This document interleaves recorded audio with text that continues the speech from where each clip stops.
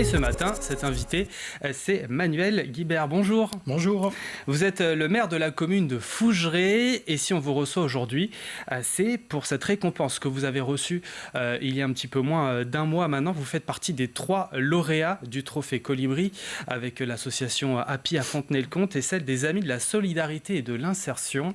C'était organisé par le syndicat Trivalis. Ce trophée récompense donc les projets en termes d'économie circulaire. Tout d'abord, félicitations, votre action zéro essuie-main et serviette jetable a été saluée. En tant que maire, qu'est-ce que cela représente pour vous ? Écoutez, nous sommes ravis effectivement d'être en plus les premiers lauréats, puisque c'est la première fois que le syndicat départemental Trivalis organisait première édition, effectivement. De ce trophée.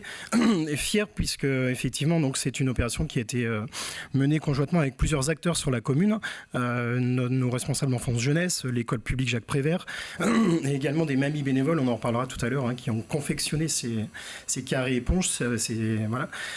Donc une opération nous sommes très fiers en tout cas d'avoir reçu ce trophée pour cette belle action. C'est quand même une belle vitrine pour la commune. Oui, effectivement, oui.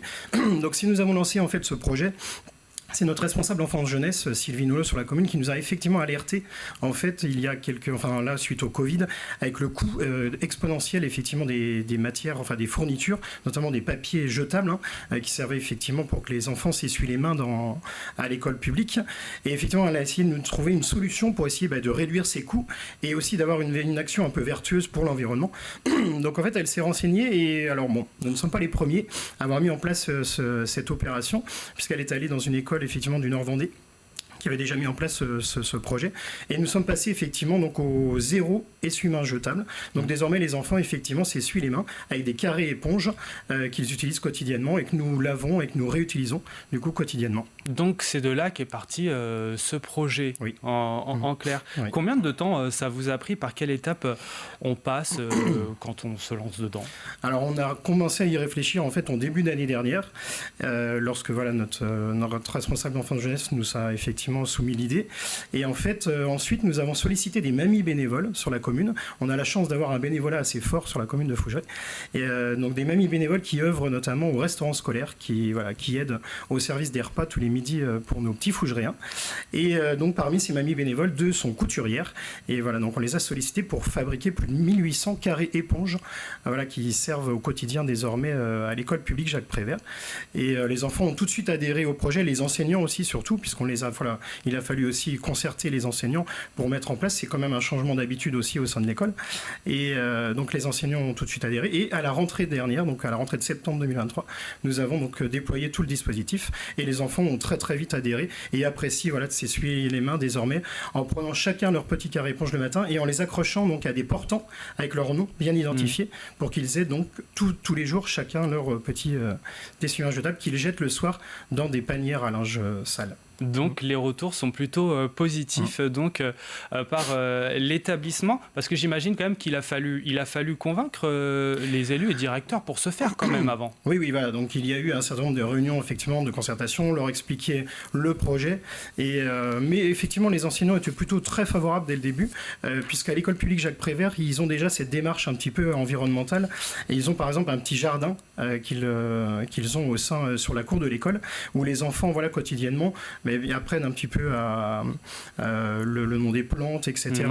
Récupèrent le marc de café des enseignants à l'école pour faire un petit compost, effectivement, pour les plantes aussi. Donc voilà, il y a toute cette démarche. Il y a un groupe d'études qui va se lancer, par exemple, aussi sur le verdissement de l'école, de la cour de l'école. Et effectivement, dès qu'on leur a proposé cette idée de serviettes, de remplacer les serviettes jetables par du réutilisable, effectivement donc ça a été tout de suite accepté puisque ça allait dans le sens effectivement de cette démarche environnementale déjà menée à l'école depuis un petit moment. Alors concrètement, quels sont les atouts en termes d'économie circulaire ? Eh bien, effectivement, cette opération nous a permis de réduire considérablement les déchets, puisque effectivement tous les jours, nous remplissions des sacs poubelles de papier jetable, et désormais la poubelle s'est réduite considérablement. Et grâce à cela, effectivement, nous allons pouvoir, comme pour les particuliers depuis le 1er janvier cette année, faire un ramassage des ordures ménagères pour l'école publique tous les 15 jours au lieu de toutes les semaines, parce que les collectivités, elles, pouvaient rester à un ramassage hebdomadaire.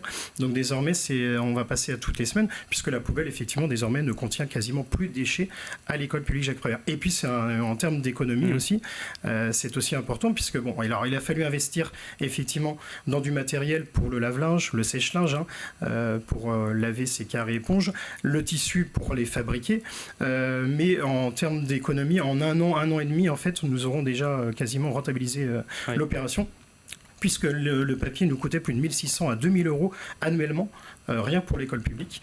Et donc voilà, désormais, c'est en termes d'économie, c'est important. Ça change la donne quand on fait le compte sur l'année. Vous êtes passé donc à une collecte, c'est ça, toutes les semaines? Alors, tous les 15 jours. Tous les 15 jours, au lieu d'une semaine avant. C'était l'objectif que vous étiez fixé au début? Alors, effectivement, là, ça tombait bien que le schéma de collecte de la Roche Agglomération nous permettait ce passage désormais tous les 15 jours. Mais effectivement, on espérait en tout cas réduire considérablement, la quantité de déchets pour l'école, ce qui est le cas. On aurait réduit de toute façon après le contenant du bac aussi, s'il avait fallu... Est-ce que le fait d'obtenir cette récompense, ça donne aussi envie de continuer à aller dans ce sens-là, de poursuivre les efforts pour réduire ces déchets, d'aller plus loin? Alors déjà, effectivement, ça a été mis en place à l'école publique Jacques Prévert, à la mairie également. Alors bon, on est une petite commune, donc il n'y a pas énormément d'agents, mais les agents administratifs à la mairie, désormais aussi, donc on a supprimé le papier, les essuie-mains jetables dans les toilettes de la mairie, et donc ils ont chacun maintenant leur petit carré éponge. Moi-même, en tant que maire également, j'ai mon petit carré éponge.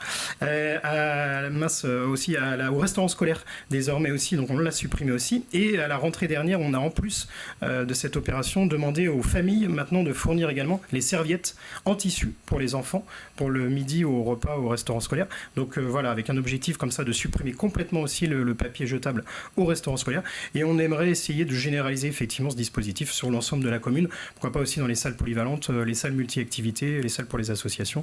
On y réfléchit. Et quel conseil donneriez-vous là à d'autres acteurs souhaitant reproduire votre action? Alors effectivement, quand Trivalis a lancé cette opération, c'était donc à la fois pour montrer des actions innovantes là, en matière d'économie circulaire, de développement durable, d'opérations vertueuses, mais aussi effectivement d'avoir des opérations duplicables qui peuvent se reproduire facilement ailleurs. Et effectivement, j'invite mes collègues maires là, des autres communes de Vendée d'ailleurs, effectivement, alors, à venir se renseigner, nous demander effectivement comment nous avons lancé cette opération chez nous, et essayer de le mettre en place chez eux, puisque c'est effectivement très simple à mettre en place. Alors après, nous, c'est vrai qu'on a eu la chance là, d'avoir nos mamies bénévoles qui ont accepté de nous aider, les agents des services techniques qui ont fabriqué aussi à partir du matériau de récupération, les portants, etc. Mais enfin voilà, on peut leur donner tous ces conseils en tout cas pour essayer que cette opération généralise le plus possible partout en Vendée. Je rappelle que vous êtes le maire de Fougeray. Vous venez donc d'être distingué pour cette première édition du Trophée des Colibris, donc il y a un mois.